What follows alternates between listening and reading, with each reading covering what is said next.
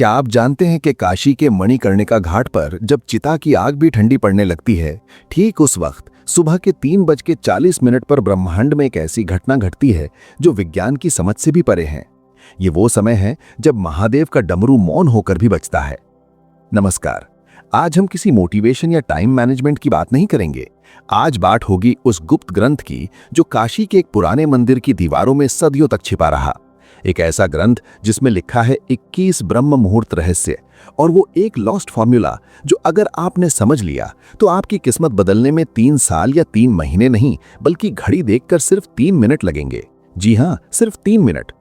आपने हजारों वीडियो देखे होंगे कि सुबह जल्दी उठो, सफल लोग 4 बजे उठते हैं, लेकिन कोई आपको ये नहीं बताता कि उठने के बाद उन पहले 3 मिनटों में अपने अंदर की शिव शक्ति को एक्टिवेट कैसे करना है।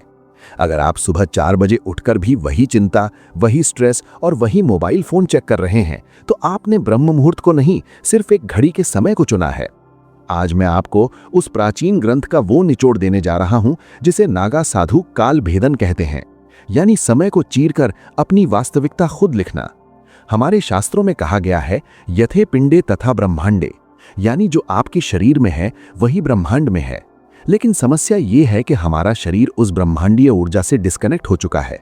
हम एक ऐसे रेडियो की तरह हो गए हैं जिसका एंटीना तो है लेकिन सिग्नल नहीं पकड़ पा रहा।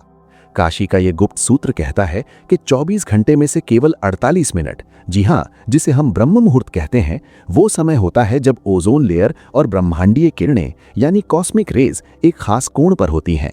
इस समय हवा में ऑक्सीजन नहीं बल्कि प्राण बहता है। और अगर इन 21 दिनों तक जो मैं आपको बताने वाला हूं आपने इस प्राण को उस 3 मिनट के गुप्त तरीके से अपने अंदर उतार लिया तो यकीन मानिए आपके शब्द पत्थर की लकीर बन जाएंगे। आपकी सोची हुई बात हकीकत में बदलने लगेगी। इस रहस्य को समझने के लिए हमें सबसे पहले शिव तत्व को समझना होगा। शिव केवल एक देवता नहीं है, शिव एक फ्लो है, एक बहाव है। जब आप गहरी नींद में होते हैं तो आप उसी शिव तत्व के सबसे करीब होते हैं, लेकिन जैसे ही अलार्म बजता है आप झटके से उठते हैं और वो कनेक्शन टूट जाता है। काशी का ग्रंथ कहता है कि ब्रह्म मुहूर्त में जागना उठना नहीं है बल्कि अवतरित होना है। जैसे गंगा शिव की जटाओं से धरती पर उतरती है, वैसे ही आपकी चेतना को नींद के लोक से जागृति के लोक में उतरना होता है। और यहीं पर वो 3 मिनट का सूत्र काम आता है। इस 21 दिन की यात्रा में हर दिन एक नया रहस्य खुलेगा, लेकिन इसकी नींव, इसका बेस उस पहले स्टेप पर है जिसे ग्रंथ में शून्य स्थिति कहा गया है। ध्यान से सुनिएगा, क्योंकि अब मैं जो बताने जा रहा हूं वो आपकी जिंदगी की दिशा मोड़ सकता है। ज्यादातर लोग सोचते हैं कि ब्रह्म मुहूर्त में उठकर पढ़ाई करनी चाहिए या काम करना चाहिए। ये सबसे बड़ी गलती है। ग्रंथ के अनुसार ब्रह्म मुहूर्त इनपुट का समय नहीं है, ये ट्यूनिंग का समय है। अगर आप एक खराब गिटार पर बहुत अच्छा गाना बजाने की कोशिश करेंगे तो सुर बेसुरा ही निकलेगा। उसी तरह अगर आपका दिमाग और शरीर ट्यून नहीं है तो आप कितनी भी मेहनत कर लें, रिजल्ट नहीं मिलेगा। तो आखिर वो 3 मिनट का जादुई सूत्र क्या है और ये 21 का अंक ही क्यों चुना गया? हमारे शरीर में 7 चक्र होते हैं और हर चक्र के 3 तल होते हैं। 7 गुणा 3 हुआ 21। ये कोई रैंडम नंबर नहीं है। 21 दिनों में हम अपने 7 चक्रों के तीनों तलों को उस 3 मिनट की तकनीक से अलाइन करेंगे। जैसे ही आपकी आंख खुले, चाहे वो 3:30 हो या 4 बजे, आपको बिस्तर से कूदना नहीं है, आपको हिलना भी नहीं है। उस ग्रंथ का पहला नियम है स्थिरता में ही शिव है। उस समय आपके दिमाग की फ्रीक्वेंसी थीटा स्टेट में होती है। ये वो स्टेट है जहां आप जो भी बीज बोएंगे वो विशाल पेड़ बनेगा। अगर आप उस समय हड़बड़ाकर उठते हैं तो आप उस जादुई खिड़की को बंद कर देते हैं। तो चलिए शुरू करते हैं इस रहस्यमयी यात्रा को। अपने दिमाग के सारे दरवाजे खोल लीजिए, क्योंकि अब हम उस गुप्त ज्ञान के सागर में गोता लगाने वाले हैं जहां विज्ञान खत्म होता है और आध्यात्म शुरू होता है। क्या आप तैयार हैं अपनी डेस्टिनी को रीराइट करने के लिए? उस ग्रंथ में लिखा है त्रिपुरा रहस्यम, यानी 3 मिनट, 3 लोक और 3 शक्तियां। जब आपकी आंख खुलती है तो पहले 60 सेकंड यानी पहला मिनट आपके शरीर का होता है। इसे अन्नमय कोश कहते हैं। आपको बिस्तर पर लेटे बिना हाथ पैर हिलाए सिर्फ अपने शरीर को महसूस करना है। अपनी चेतना को अपने पैरों के अंगूठे से लेकर सिर के ऊपर सहस्त्रार चक्र तक ले जाएं। महसूस करें कि आप अभी जिंदा हैं। ये छोटी बात नहीं है। काशी में हर रोज हजारों चिताएं जलती हैं, लेकिन आज महादेव ने आपकी चिता नहीं, आपकी चेतना जगाई है। इस पहले मिनट में आपको आभार यानी ग्रैटिट्यूड महसूस करना है। कहिए, हे महाकाल, मुझे ये नया जीवन, ये नया अवसर देने के लिए धन्यवाद। जब आप आभार के साथ दिन शुरू करते हैं तो आप ब्रह्मांड को ये सिग्नल भेजते हैं कि आप और लेने के लिए तैयार हैं। फिर आता है दूसरा मिनट। ये सबसे महत्वपूर्ण है। ये है प्राणमय कोश का समय। अब अपना पूरा ध्यान अपनी सांसों पर ले आएं। ग्रंथ कहता है सांस ही शिव की रस्सी है।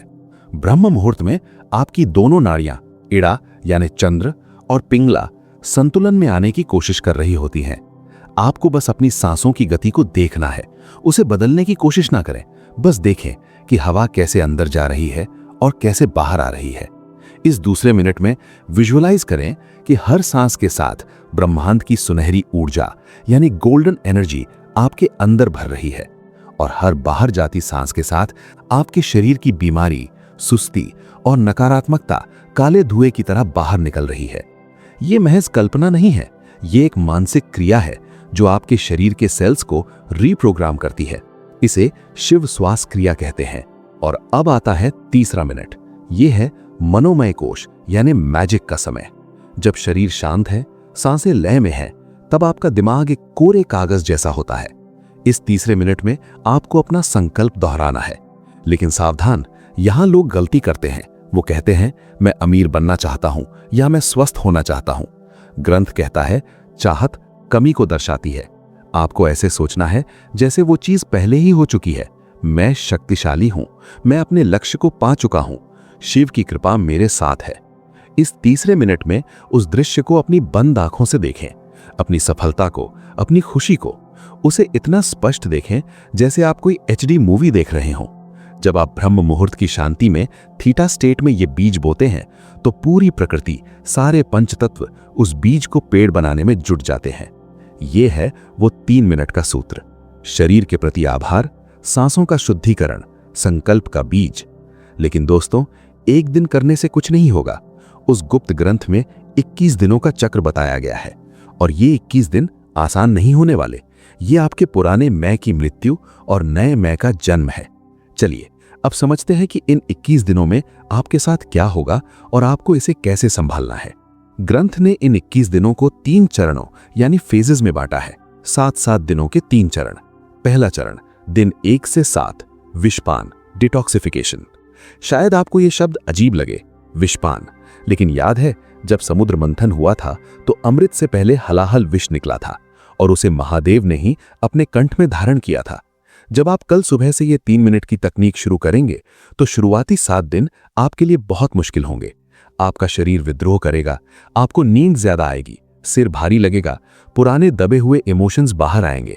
आपको लगेगा कि यार ये सब छोड़कर सो जाते हैं। यही वो जहर है जो आपके अंदर बरसों से जमा था। ये आलस्य, ये प्रोक्रेस्टिनेशन, ये डर, ये सब बाहर निकलेगा। काशी का सूत्र कहता है जो तपता है वही निखरता है। इन 7 दिनों में आपको पीछे नहीं हटना है, आपको नीलकंठ बनना है। उस तकलीफ को, उस नींद के झोंके को बस देखना है, उसे अपने ऊपर हावी नहीं होने देना। इस दौरान एक विशेष नियम का पालन करें। सुबह उठते ही अगले 1 घंटे तक मोबाइल स्क्रीन को नहीं देखना है।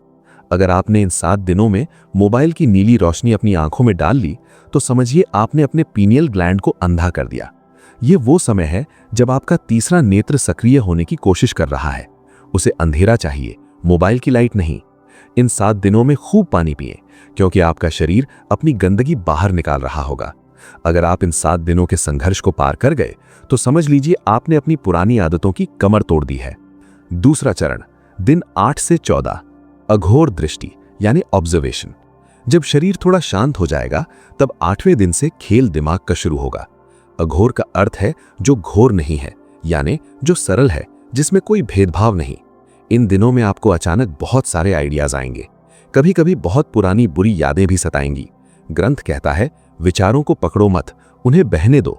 जैसे गंगा के घाट पर बैठकर आप पानी को बहते हुए देखते हैं, वैसे ही ब्रह्म मुहूर्त में उन 3 मिनटों के बाद चुपचाप बैठकर अपने विचारों को देखें।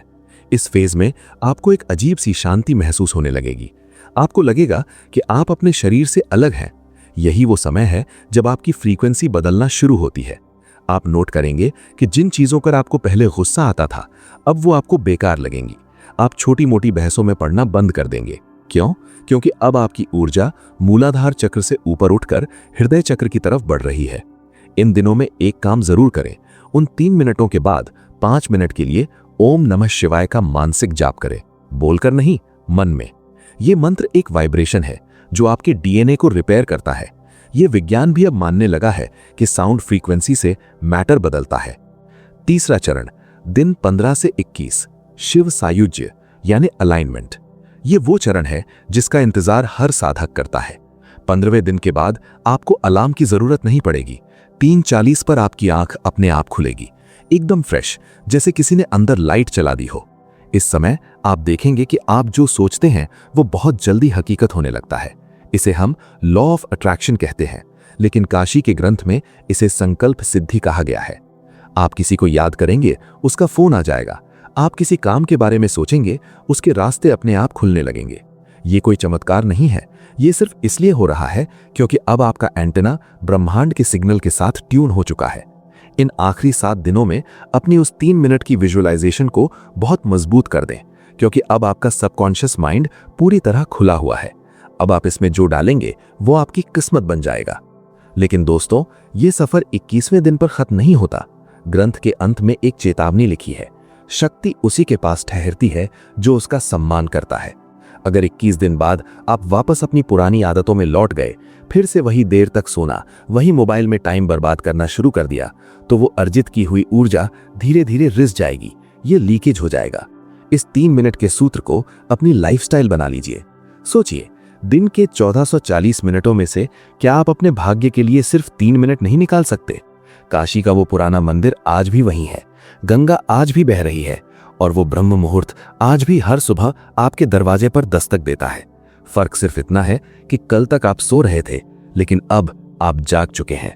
शिव कहते हैं, अहम ब्रह्मास्मि, यानी मैं ही ब्रह्मांड हूं। आप किसी के हाथ की कठपुतली नहीं है, आप रचयिता है। कल सुबह की 3:40 की घड़ी आपका इंतजार कर रही है।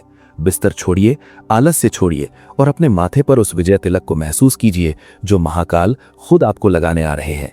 याद रखिएगा, 3 मिनट शरीर, आभार, सांस शुद्धि, संकल्प, सृजन।